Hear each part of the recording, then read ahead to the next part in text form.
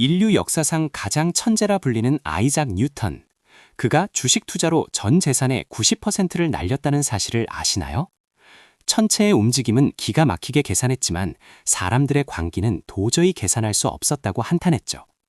왜 그토록 똑똑한 사람도 돈 앞에서는 무너질까요? 우리는 학교에서 배웁니다.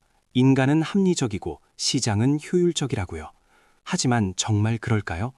마트에서 100원 싼 콩나물은 따지면서 수천만 원짜리 주식은 친구 말만 믿고 덜컥 삽니다. 여러분의 통장이 비어있는 건 머리가 나빠서가 아닙니다.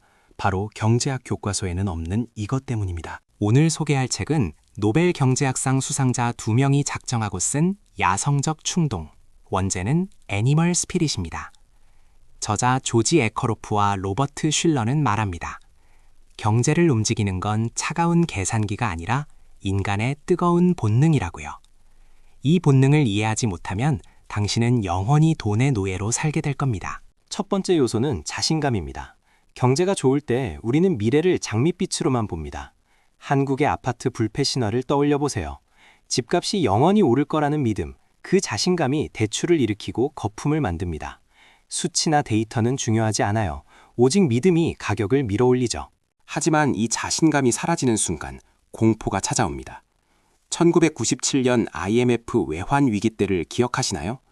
기업의 가치는 하루아침에 변하지 않았지만 사람들의 믿음이 사라지자 경제는 순식간에 얼어붙었습니다. 자신감은 승수 효과를 일으켜 호황을 과장하고 불황을 심화시킵니다. 두 번째는 공정성입니다. 경제학에서는 수요와 공급에 따라 임금이 결정된다고 하지만 현실은 다릅니다. 사장님들이 불경기라고 직원 월급을 쉽게 깎지 못하는 이유가 뭘까요? 바로 직원이 화가 나서 일을 안 할까봐, 즉 공정하지 않다고 느낄까봐 그렇습니다. 이 공정성 심리가 아이러니하게도 실업을 만듭니다. 임금을 깎느니 차라리 채용을 안 하거나 해고를 선택하죠. 내가 취업이 안 되는 건 내 능력이 부족해서가 아니라 시장이 생각하는 공정임금과 현실의 괴리 때문일 수 있습니다. 세 번째는 부패와 악의입니다. 2008년 금융위기나 최근의 전세 사기 사건을 보세요. 사람들은 돈이 된다면 도덕적 해이에 쉽게 빠집니다. 인간은 이익을 쫓는 합리적 존재가 아니라 때로는 남을 속여서라도 이득을 취하려는 야비한 본능을 가졌다는 걸 인정해야 합니다. 경기가 좋을 때 사기꾼들이 활개칩니다. 왜냐고요? 아무도 의심하지 않으니까요. 수익률이 높다는 말에 혹해서 계약서도 제대로 안 보고 도장을 찍습니다. 당신의 탐욕이 사기꾼에게는 최고의 먹잇감입니다. 네 번째, 이게 정말 중요합니다. 바로 화폐 환상입니다.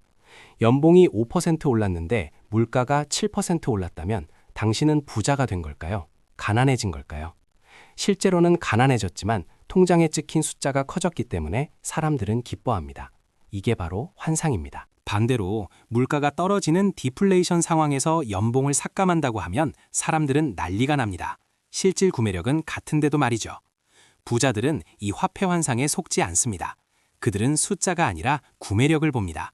현금을 움켜쥐고 있다가 벼락거지가 되는 이유가 바로 여기 있습니다. 마지막 다섯 번째 이야기입니다. 인간은 통계보다 스토리를 좋아합니다. 강남 아파트는 절대 떨어지지 않는다.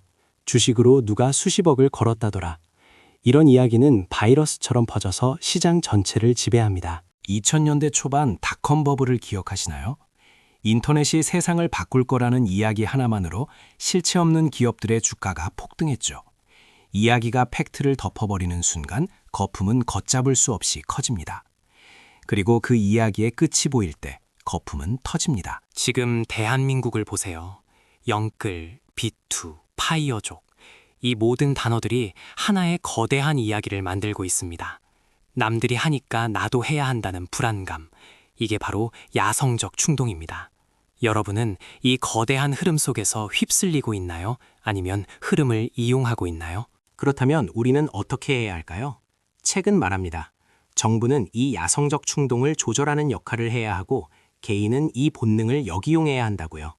남들이 자신감에 차서 환호할 때 두려워하고 남들이 공포에 질려 도망칠 때 기회를 봐야 합니다. 화폐 환상에서 깨어나세요. 통장의 잔고가 아니라 그 돈으로 무엇을 할 수 있는지를 생각하세요. 현금 가치가 떨어지는 시기에는 자산을 모으고 자산 거품이 심할 때는 현금을 확보하는 유연함이 필요합니다. 숫자에 속지 말고 실질 가치를 꿰뚫어 보세요. 세상에 떠도는 대박 스토리를 경계하세요. 내 귀에 들어온 정보는 이미 정보가 아닙니다. 그럴듯한 이야기에 현혹되지 말고 그 이면에 숨겨진 숫자와 팩트를 확인하는 습관을 들이세요. 부자들은 소설을 믿지 않습니다. 그들은 장부를 믿습니다. 이 책은 정부에게도 경고합니다. 시장을 가만히 놔두면 보이지 않는 손이 알아서 해결해 줄 거라는 믿음은 틀렸다고요. 사람들의 심리가 불안할 때는 정부가 적극적으로 개입해서 심리적 안전판을 만들어줘야 합니다. 경제는 심리니까요. 투자는 IQ 싸움이 아니라 EQ 싸움입니다. 워런 버핏이 말했죠. 기질이 지성보다 중요하다고. 내 안의 야성적 충동, 즉 탐욕과 공포를 다스리는 사람만이 결국 시장에서 살아남습니다. 가장 먼저 해야 할 일은 메타인지입니다. 내가 지금 분위기에 휩쓸려 흥분하고 있는지 아니면 이성적으로 판단하고 있는지 스스로에게 물어보세요. 이 질문 하나가 수천만 원을 아껴줄 수 있습니다. 지금 당장 뉴스를 끄고 서점으로 달려가세요. 대중이 열광하는 베스트셀러 말고 시대를 관통하는 고전을 읽으세요. 야성적 충동 같은 책은 여러분에게 시장을 보는 새로운 눈을 선물할 겁니다. 경제가 어렵다는 뉴스가 도배될 때, 그때가 바로 기회입니다. 남들의 야성적 충동이 공포로 향할 때, 당신은 이성을 찾고 씨앗을 뿌려야 합니다. 진정한 부의 이동은 위기 속에서 일어납니다. 돈은 차갑지만 돈을 움직이는 건 뜨거운 사람입니다. 이 사실을 잊지 마세요. 에크로프와 슐러가 밝혀낸 인간의 본성, 그 야성적衝動을 이해하는 자가 다음 상승장의 주인공이 될 것입니다. 당신의 투자는 본능인가요? 이성인가요? 감정에 휘둘리지 않는 단단한 마음 근육을 키워 부의 추월 차선에 올라타시길 바랍니다. 오늘 내용이 도움되셨다면 구독과 좋아요 누르시고 지금 바로 내 마음속 충동을 점검해 보세요. 현명한 부자가 되는 길 응원합니다.